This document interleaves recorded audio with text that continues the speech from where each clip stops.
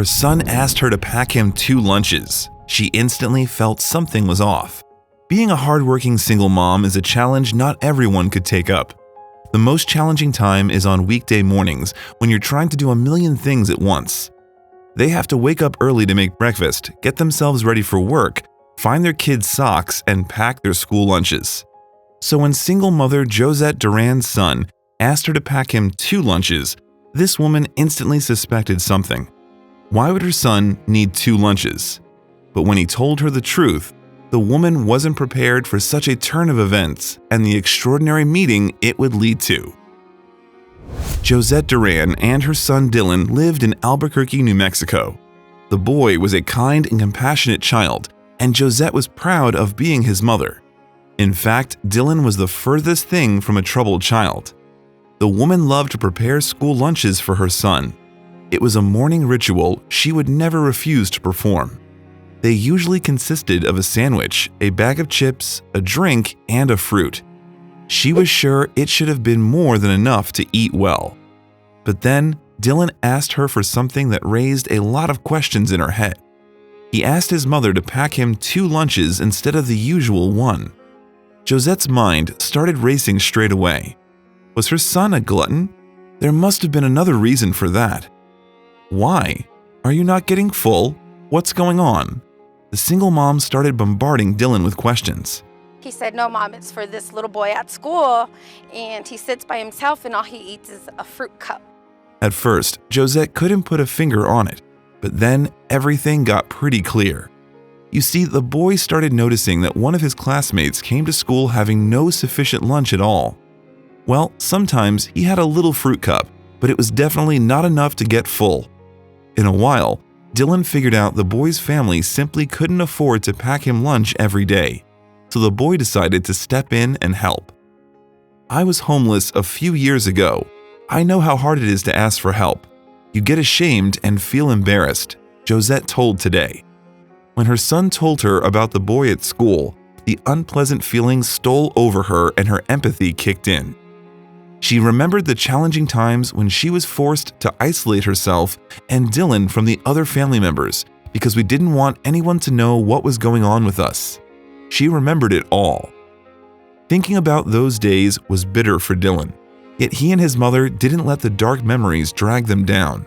Instead, it was a reminder that they were strong enough to overcome the rocky road on their way and find their place in the sun. "I was taught if you can't be nice, then you be extra nicer, and I've always raised my son to be that way. I've always taught him to be kind and help others," explained Josette. It was obvious that Dylan picked up on everything his caring and determined mom taught him. So Josette agreed to pack 2 lunches to help out the boy and his family without hesitation. They all remain anonymous. Some extra snacks and uplifting sticky notes to brighten the boys' days were the least she could do for them. Josette worked as a coach of the girls' volleyball team at Dylan's school and figured out the school knew nothing about the boy's challenging financial situation.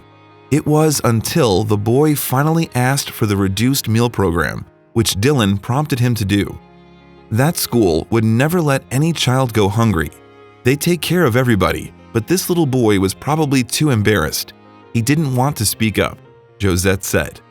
After a few weeks of packing 2 lunches, Josette finally had an opportunity to meet that boy's mom. However, the woman admitted that she was a bit afraid to make contact with her at first. In this day and age, when you try to help somebody, some people get offended by it. People aren't used to kindness, she said. So I was kind of scared.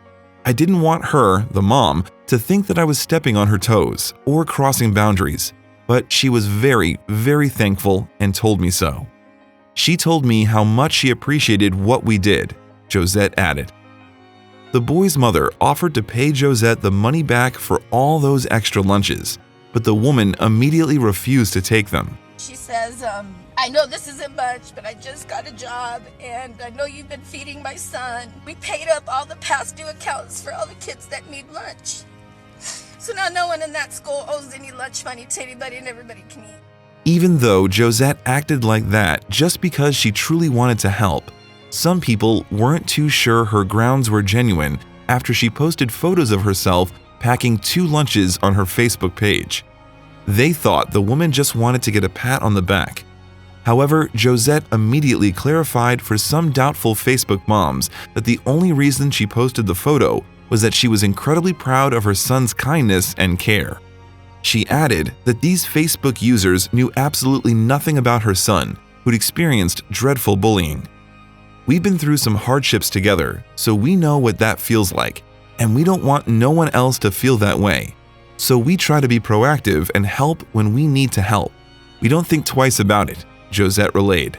What's more, when the women's girls volleyball team willingly raised $400 to compensate her for the extra lunches she prepared for a few weeks in a row, Josette refused to take them. Instead, she gave the money to the school's cafeteria, mainly to pay off the dues on students' lunch accounts. Being kind doesn't have to come in monetary form. Just know that if you're having a good day, someone else is having a bad day, and you should fix that. I don't think I did anything special, I just think that, and I've told everybody, even the news reporter, I just did what a human being is supposed to do. Josette shared her thoughts with Inside Edition.